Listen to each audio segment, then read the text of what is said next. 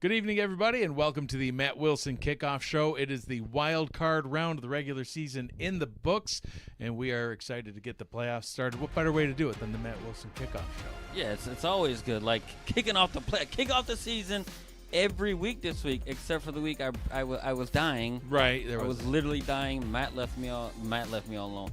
You left me all He left me all alone, too, at one point, so I guess, all's fair, right? He left us all alone, I guess. Did. That's why we're together. But so then we named the show after him, so hey, what can you do? I don't know Listen, where I last was going week with we that, had our but- I don't know either. That was pretty bizarre. Last week we had our show, and we weren't able to, we had a little technical snafu. We weren't able to see the chat live. I was pretty disappointed about that. And this week there's some sort of tear in the space-time continuum, and we also won't be able to interact with the chat, but we appreciate you all being here and, looking forward to getting this show started. So let's go ahead and get this show started. We got a lot of stuff we want to talk about, including all 4 wild card games, one of which starts in just a little bit, and then another one right after that, a couple more tomorrow night. So, listen, let's recap Week 15 first. We had an exciting end to the regular season. All the playoff seeding finally all fell into place. Starting with Baltimore. We called the Baltimore game last week. They continued piling on points like they have been all season long. 51-6 win over Charleston. Yeah, and it gave me it gave me nightmares. I don't think I slept very well after that game because I was like, I don't know what we're watching. But it was rough. It is October, so there's some that was a horror game for Charleston. For sure. That was a hard word for you to say right there. Yeah, I couldn't get it out. I don't know what that was. Queen City, they unfortunately for them, they finished 0-12 for the second time in 4 seasons. They're going to look to rebuild next season. They're going to need to do some work. Vancouver, they finished 5-7 after getting a win over Denver, but that is still, even with that win, their first losing season since season 13. 10 seasons they've had winning records back to back. And finally a losing season for them, unfortunately, for Vancouver faithful.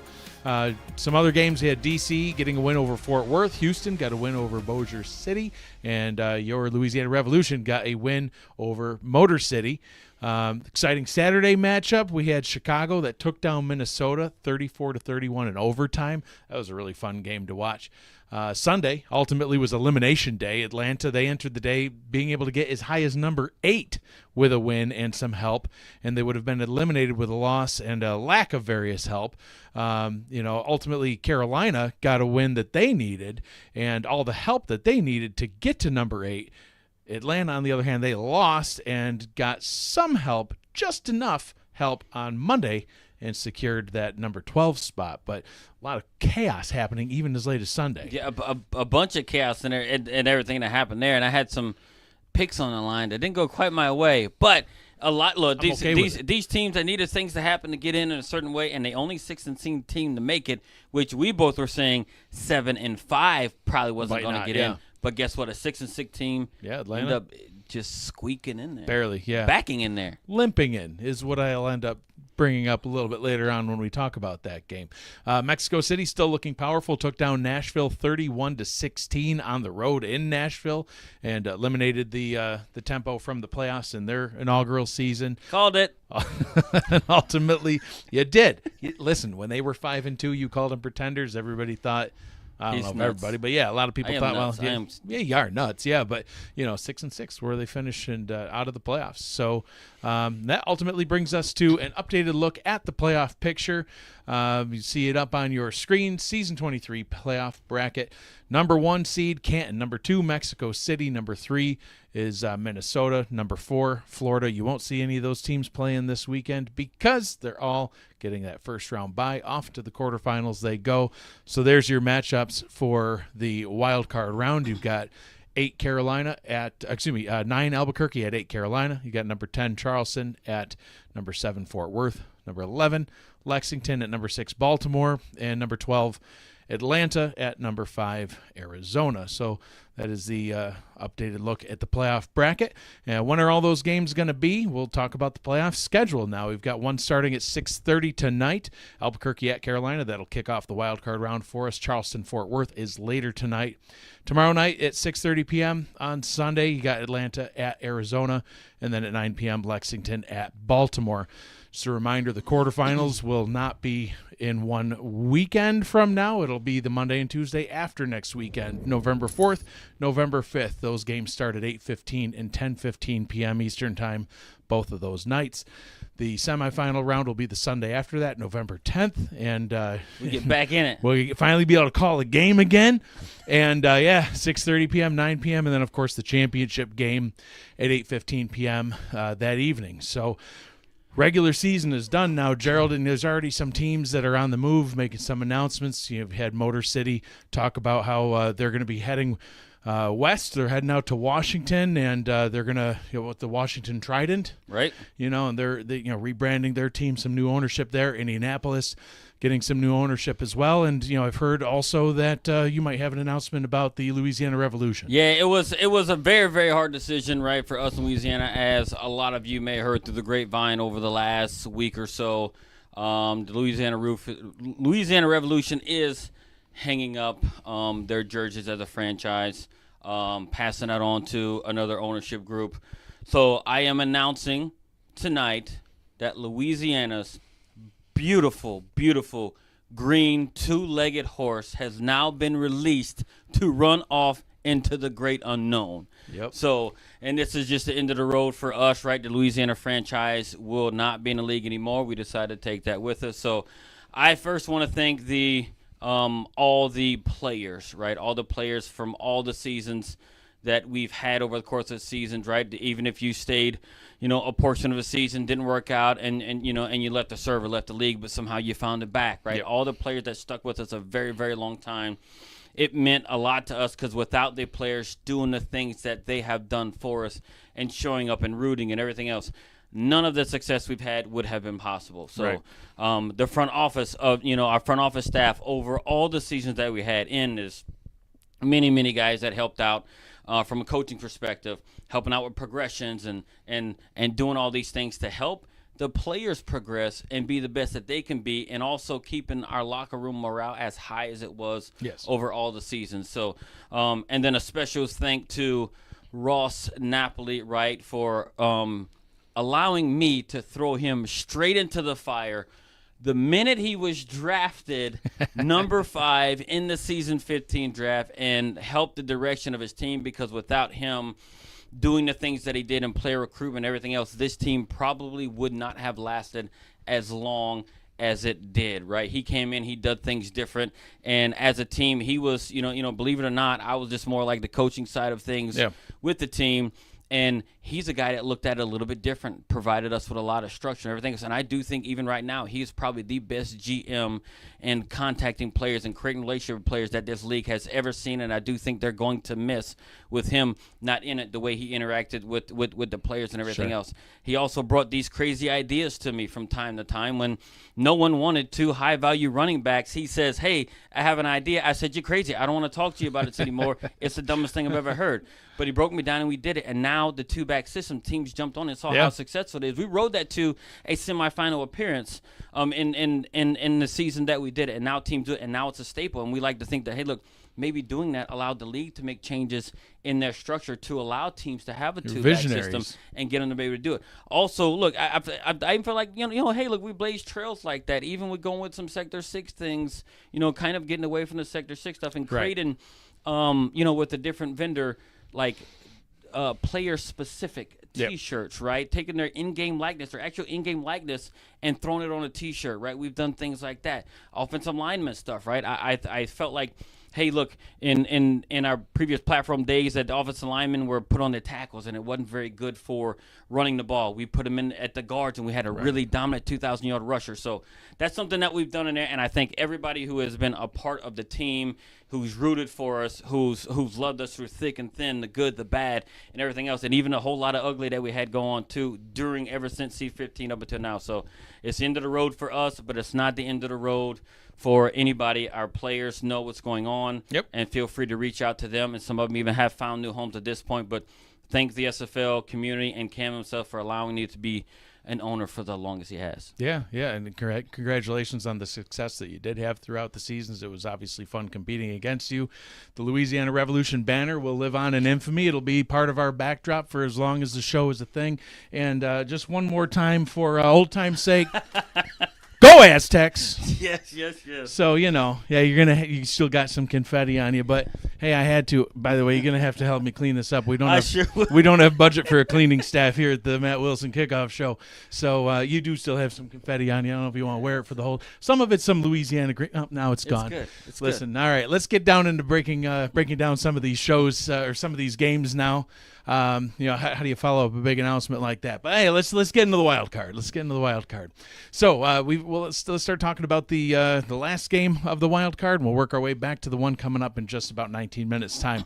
Lexington at Baltimore will be Sunday at 9 p.m. You got number 6 Baltimore hosting number 11 Lexington.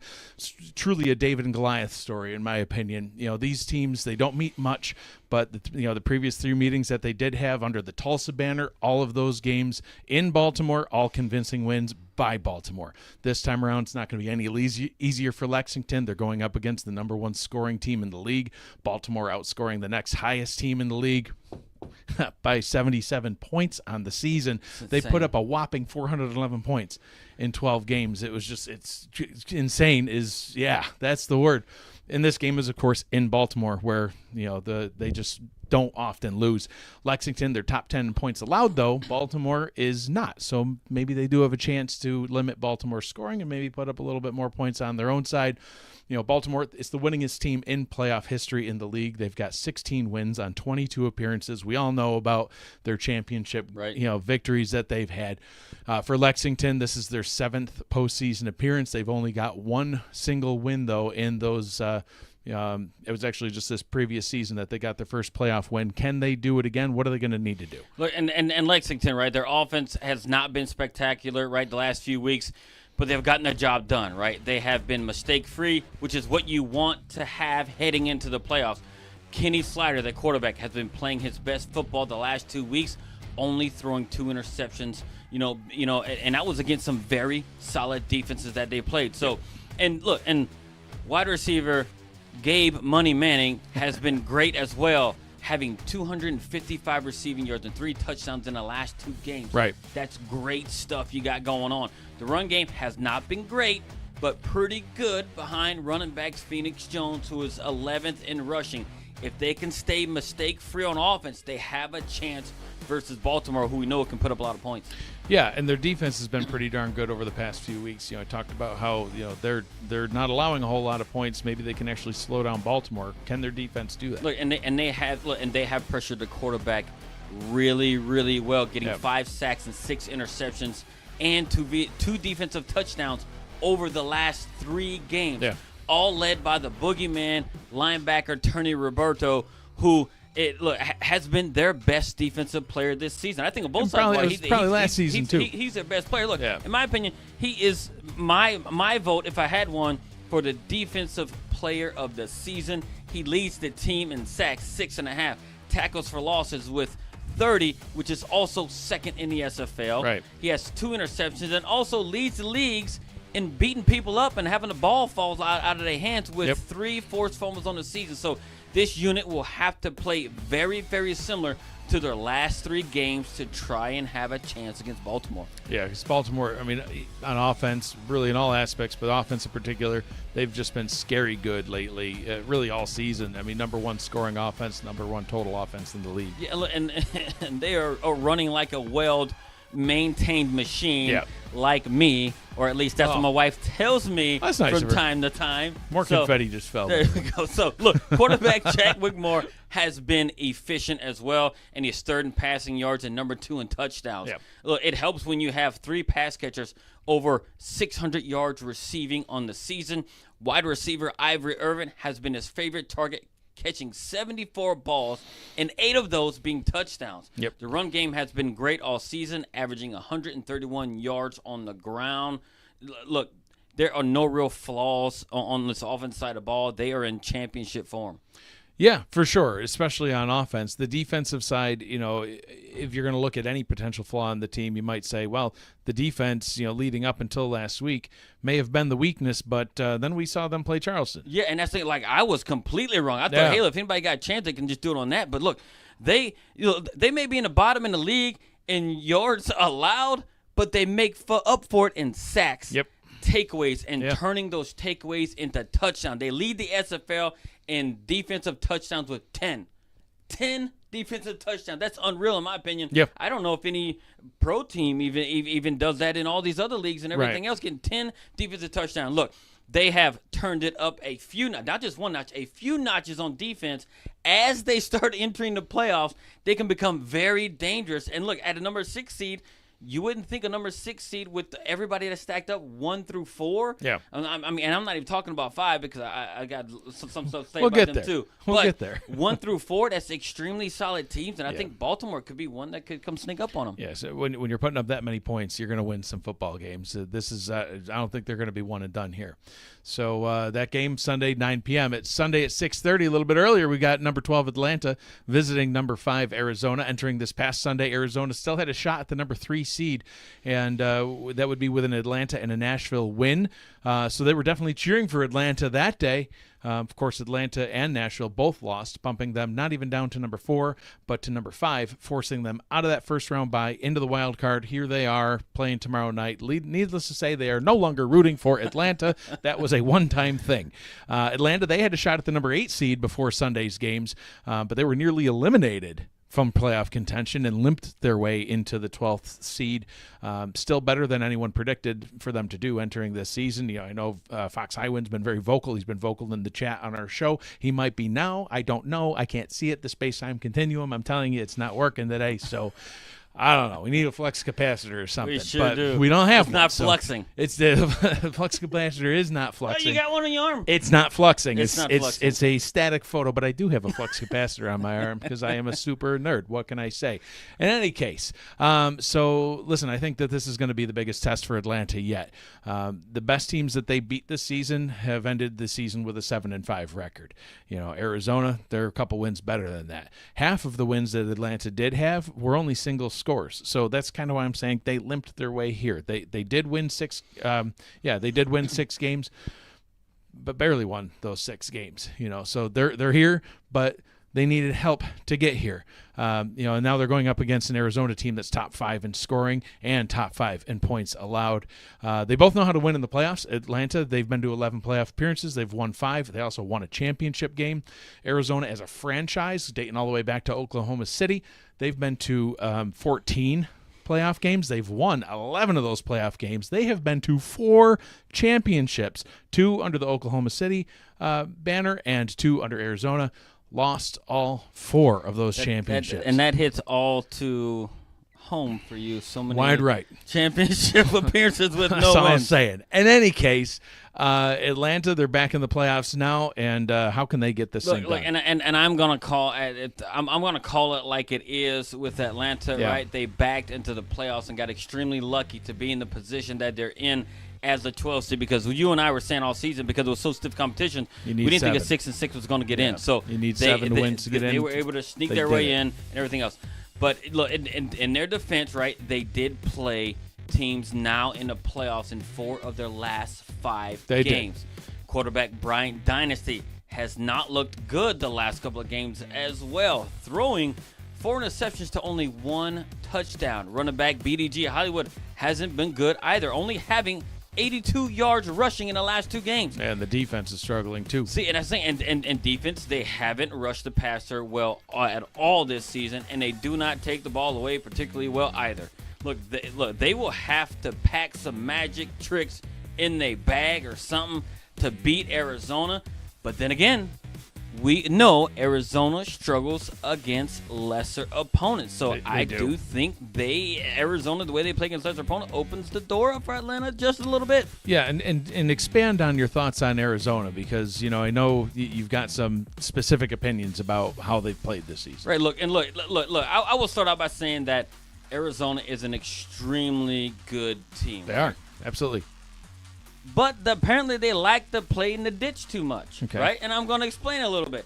They have the number 4 total offense, the number 2 total defense in the SFL, and have beaten 4 playoff teams, including your number 2 Mexico City Aztecs. Why'd you get to go there? So how in the hell do you lose to Denver? I got a lot to say about them, but I won't go in about it. Look, and you already know what I think about them. Yeah. And a down on their luck Vancouver team at 5-7. Right. They cannot allow those type of performances this week at all, or we won't hear the end of it after his quarterfinals broadcast with Michael Turillo going on and stuff before Cam just kills it on him because he runs on his mouth too much about stuff toward the end. You just need to wrap it up. So, look, Arizona needs to stay out of the ditch. If they can stay out of the ditch, I think they have a better chance of winning. They play ball like they have done in their 9 wins this season, they'll be just fine. But they have to stay out of the ditch. Yeah. Yeah, I can't argue any of those points. I mean, they're beating great teams. They're losing to teams they should beat. This is a team where 6-6, limping into the playoffs, they should beat this team. So will they though? Like Atlanta's wounded, right? And a lot of these teams that were wounded right throughout the season, they've had trouble against. I don't know. Charleston at Fort Worth will be later on tonight, 9 p.m. Eastern. You know, I mentioned how Atlanta limped their way into the playoffs. How about these two teams? You've got number 10 Charleston at number 7 Fort Worth. You're right. But I'm not really sure what to make of either of them with this playoff run. Both of them late in the season had the ability to win their division still. Like Fort Worth, they were hot on the Aztecs' heels all season long, had an opportunity to still win the division. Same with Charleston. They had an opportunity to take the division away from Florida. And then they both finished, 7-5. It's winning records, which is great, but they lost 2 of their last 3 games each. Fort Worth lost their last 2 in a row. Yep. So it's like, it's not the strong finish they had been hoping for, enough to secure a winning record and a wild card appearance for sure. But which one of you is going to keep winning? Because, one of you is not. One of you is losing tonight. They've met a few times in the past, only twice in the 4K23 era. Fort Worth dominated both of those games. They beat Charleston by 29 and 26-point victories. One of those was in the quarterfinal round. So Charleston maybe looking to get a little revenge there. Neither team has just looked dominant, in my opinion, heading into the playoffs. Both of them 4-9 in their playoff histories. Like I said, one of them tonight is going home with their 10th playoff loss, and it's just going to be like, man, what happened to that team at the end of the season? So let's talk about Charleston. Right. See, and Charleston has been a type of team that has grinded out wins all season when they've won, right? But last week, they were just dominated in every phase of the game. Yeah. You name it, they just got beaten to a bloody pulp. So, but the playoffs for them, I think I can call it a soft reset for them of sorts, right? Where they need to just soft reset and kind of reboot themselves, forget about how they got just dominated the previous week. Look, but they will have to protect the ball, which is something they didn't do against Baltimore last week. They turned the ball over 4 times in their 51-6 loss. Yeah. So they will need to get the right mix of quarterbacks with the Lake Man and Kopech, right, with getting the timely runs mixed in as well, and find wide receiver Doug Britton. For some reason, he has a knack for taking over games. Not only in the return game, but when he gets the ball, he's such a physical wide receiver. You get him the ball, I feel like he can break 1, maybe 2 tackles, and then he's off to the races. So, look, but if they don't have the right mix, they will struggle to stay ahead of the chains, which on offense for them has been extremely important to them being successful, staying right ahead of the chains and setting those down, putting together these long, methodical drives that actually turn into these time-consuming drives as well. So, look, and that's what they're going to have to do to be successful. Yeah, and the Lake Man announcing he's moving on in free agency after this season. Doug Britton going to be retiring after this season. So, this could be the final opportunity now. Can they find that connection and get the win and keep on moving towards the championship run?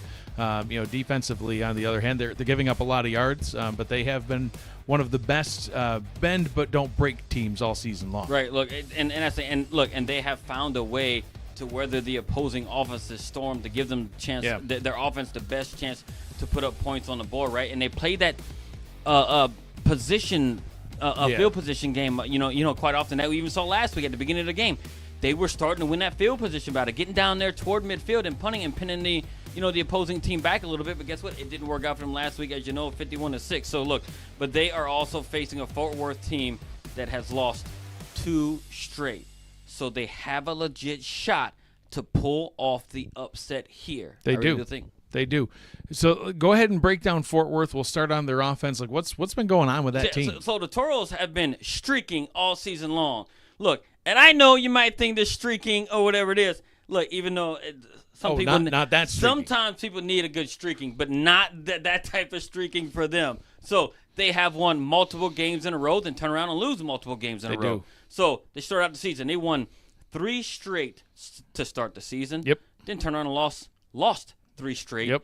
Then end up winning 4 straight during the season, then ended the season by losing 2 straight to get into the playoffs. And hopefully not 3 straight for their sake, or they're going home. That's what I'm saying. So offensively, they have not been the greatest in terms of yards per game, right? But have put up the points when they needed. They have the 7th best points per game in the SFL. Yep. When the offense clicks, it can be among the toughest to defend. But when it's not, it's just a big, huge mixed bag of nonsense. Yeah, the only thing that's really been consistent about the Toros has been their defense. You know, they've been rated high in multiple categories. Talk about their consistency. So so they are ranked number 3 in quarterback sacks in the league, number 2 in tackles for losses. They played a line of scrimmage extremely well on defense. They also have the number 2 passing defense, along with the number 1 third down defense in the league, only allowing 40% conversions on those third downs. So if they can start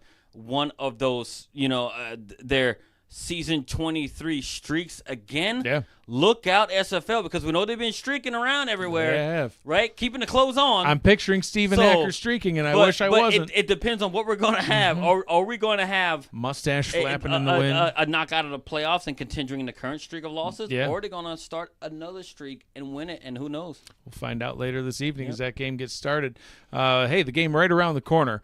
This one, in my opinion, is probably the most exciting wild card matchup that we have. First off, we got Cameron Irvine and Charles Doherty doing the call for us.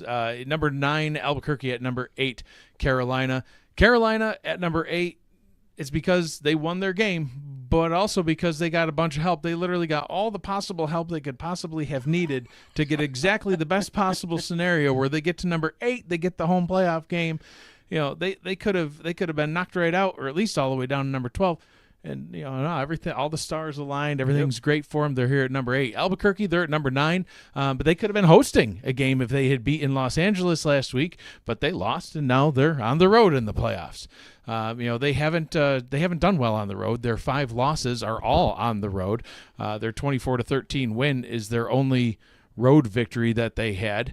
Carolina, much like Albuquerque, they love playing home. They didn't lose at home all season, but they're going up against the team that's number 6 in scoring. Their defense is in the middle of pack of points allowed. It's going to be a dangerous matchup for them, but they are at home thanks to, winning and getting all the magical stars and planets aligning scenarios. In 23 seasons for Carolina, they've been around since the inception of the league as a franchise, granted under some different banners, but the team's been around for a long time. They've only been to the playoffs 6 times. 6 playoff appearances, I should say, in 23 seasons, and they only won once in season 20. Can they get that second win, or will Albuquerque get a playoff win in their inaugural season, their first trip to the playoffs? Teams who struggle on the road, but they're 6-0 at home. Talk about these two. Yeah, so look, the Adams are an interesting team that I did not think would make the playoffs. Yeah. I did not think they would make the playoffs whatsoever. They were 6-0 at home, but they turn a 1-5 record on the road. Their offense scored 181 more points at home than they did on the road. That number nearly doubles the 92 points they have scored on the road. The Adams are top 6 in nearly every offensive category. Cyrus Jive is number 2 in QBR, along with being top 4 in yards, completion percentage, and touchdowns. When you have wide receivers like Greg Corky, K. Marion, and tight end Jack Wall being his favorite targets, with getting 14 of those 16 touchdowns, just going to those 3 people. So, look, they do have the pieces in place to do it, but they just have this weird thing where they just kind of struggle on the road offensively. Like, they can't put up a whole lot of points. So, they're going to have to try and figure that out going into Carolina, right, and see if they can try and correct it and win their second game on the road for the season. Yeah, absolutely. I mean, their defense, just like the offense, they're better at home than they are on the road as well. Talk about them. Yeah, and they have allowed 165 points on the road compared to only 69 points at home. Preach, you're going to love that number. He 69. Will. So, look, apparently their entire team gets homesick.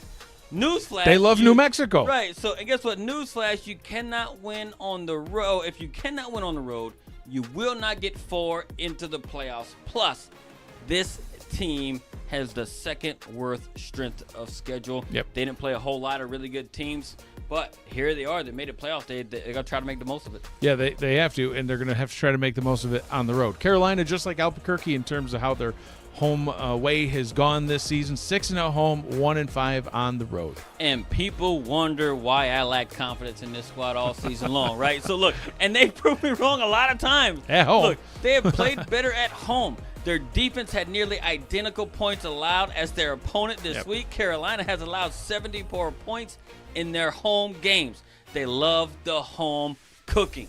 Defense is also third best in takeaways. The offense is better at home, but not by much in terms of points, right? Their key to success on offense has been the run game with Riley Quintero, who was 6th in the SFL in rushing and leads the league in touchdowns with 14 rushing touchdowns. That's insane to me. It is. Right now, that's way above anybody else. The offense can be extremely good if they don't allow quarterback Matt South to throw the game away. Right. You protect the ball. You should be pretty good in doing everything that you do. So they have to clean it up.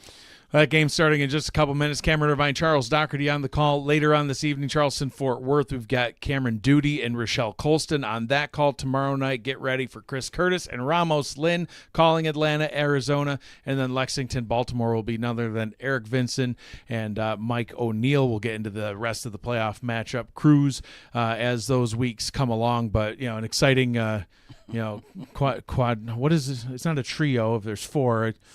It's an exciting group of 4 different broadcast crews that are doing those games. I don't know. But anyway, that game is looking to get started. Cam and Charles are up in the booth, wrapping their fingers on the desk like these two need to wrap up. I think we ran out of time, possibly. Well, yeah, but that should be expected, I mean, is it a 30-minute show? Has it ever been a 30-minute show? I'm sorry. We do try. We try. Oh, very little, but we do try. We don't give it a college try. We just try. Yeah, it's kind of like a GED try, So good enough. Good enough. Good enough. Absolutely.